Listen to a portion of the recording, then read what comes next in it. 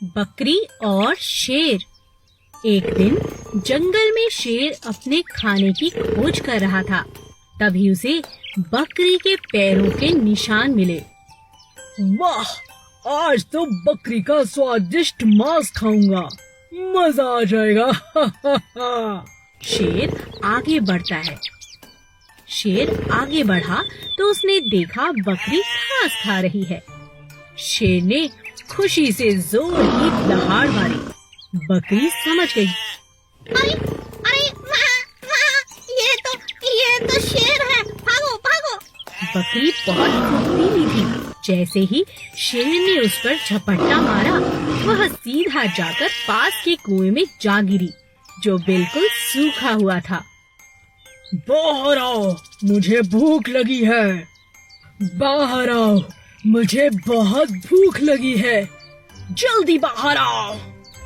शेर बहुत गुस्से में था, मगर बकरी बहुत होशियार थी। वो डरी नहीं, बल्कि बोली, मुझे बाहर निकलने का रास्ता नहीं पता, और मुझे मेरे माँ ने चढ़ना उतरना भी नहीं सिखाया। मैं बाहर कैसे आऊँ? शेर गुस्से में आग बबूला हो गया। लगता है तुम ऐसे नहीं मानोगी, मुझे ही कुछ करना होगा।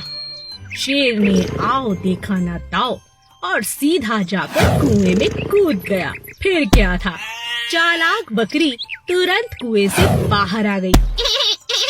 मुझे माँ ने सब सिखाया है, तुमसे बचना भी सिखाया है।